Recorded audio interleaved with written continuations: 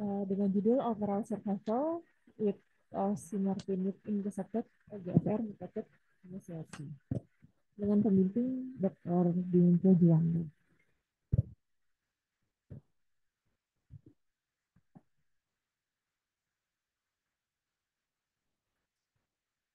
Oh bisa minta tolong screen slide gitu. Oh bilang slide dia akan tidak. Hmm. Jadi pada pasien-pasien dengan NSCLC yang resectable, NSCLC adalah non-small cell lung cancer, standar care atau standar pengobatannya adalah surgical resection, diikuti dengan adjuvant treatment apabila direkomendasikan. Nah, pada pasien-pasien NSCLC stage awal atau lokal, risiko rekurensinya ini tinggi pada pasien-pasien yang postoperatif kemoterapi atau pasien-pasien yang diberikan terapi definitif lain. Resiko rekurensi yang tinggi ini berada pada pasien-pasien dengan mutasi EGFR dibandingkan dengan pasien-pasien dengan mutated disease yang wild type.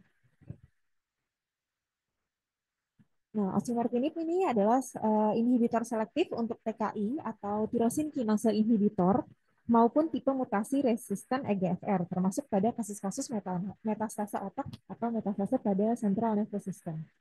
Dan osimertinib ini direkomendasikan secara luas sebagai adjuvant terapi untuk resected EGFR mutated stage 1B sampai 3A NSCLC. Metode yang digunakan adalah dengan pemberian osimertinib 80 mg satu kali sehari dan placebo satu kali sehari juga dengan pasien-pasien yang completely resected stage 1B, 2, 3A NSCLC dengan atau tanpa adjuvant kemoterapi. Gimana kita tahu completely resected-nya itu dengan sediaan atau patologi anatomi dengan peti bebas tumor. Terus untuk kriteria usianya pada 18 tahun, lalu sudah dipastikan bahwa primary tumornya adalah NSCLC dengan maksimum interval between surgery and randomization-nya 10 minggu tanpa adjuvant terapi dan 26 minggu dengan adjuvant kemoterapi. Lalu dibagi lagi berdasarkan stage-nya, ada stage 1B, 2, 3A, dari EGFR-nya sama dari race-nya.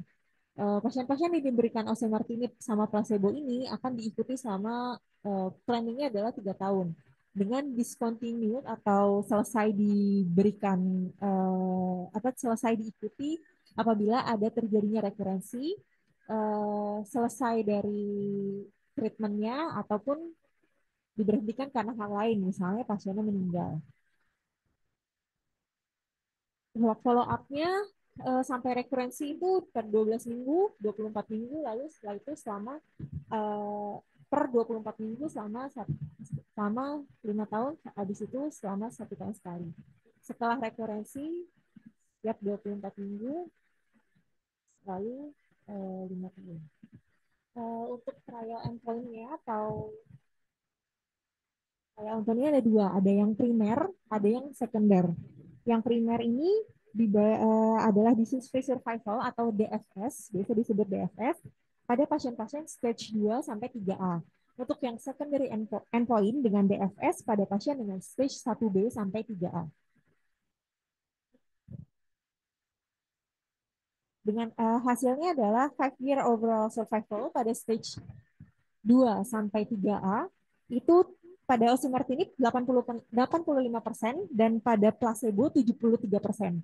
Untuk kematian atau death pada overall survival pada overall stage 2 sampai 3A, osimertinib ini 83% dan pada yang placebo adalah 88%, itu lebih tinggi. Untuk resiko kematian pada stage 1B sampai 3A, osimertinib ini 81% dan pada placebo 83%. Dan 5-year overall survivor pada stage 1B sampai 3A, 88% pada osimertinib dan 78% pada placebo. Overall survival pada stage 2 sampai 3 di sini kalau dibandingkan dengan yang placebo-nya dia lebih tinggi untuk probability overall survivornya. Ini yang untuk Ini yang untuk stage 1B juga sama. Untuk stage 2 juga dia lebih baik yang osimertinib dibanding placebo ini. Yang stage 3A juga lebih baik dibandingkan yang placebo. Uh, ini tadi pada overall population 93 pasien atau 27% pada pasien-pasien yang atau sampel yang diberikan osimertinib ini ada rekurensi. Kalau yang pada placebo rekurensinya setinggi 60%, jadi lebih tinggi. Nah, ini tadi yang untuk metastase ke central nervous system juga sama. Padahal biasanya yang pasien-pasien dengan yang sudah metastase ke otak atau ke CNS ini biasanya prognosisnya paling jelek atau paling buruk. Tapi dengan diberikannya osimertinib, maka eh, eh, dia dapat memiliki overall survival yang lebih baik. Ini osimertinib sama placebo ini memang yang paling memiliki DFS benefit yang paling signifikan sampai saat ini. Untuk adjuvan terapi ini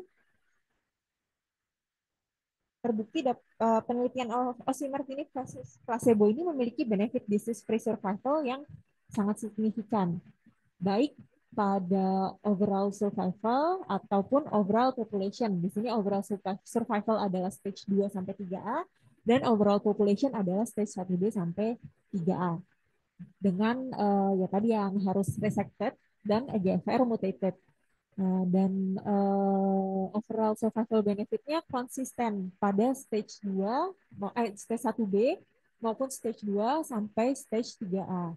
Dan pada pasien-pasien yang 1B sampai 3A tadi, rekurensinya less frequent pada osimertinib, yaitu tadi 27% dan pada placebo 60%.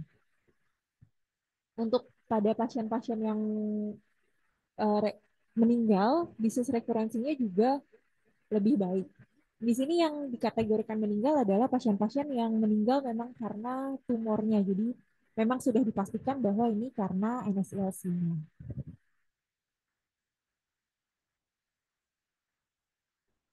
Osimertinib ini memiliki nilai overall survival yang lebih panjang daripada placebo. Begitu pula pada pasien-pasien yang dengan overall population. Keuntungannya ini lebih baik. Dan studi ini adalah studi pertama yang menggambarkan keberhasilan yang signifikan dan bermakna secara klinis dan konsisten pada subgrup dengan confidence intervalnya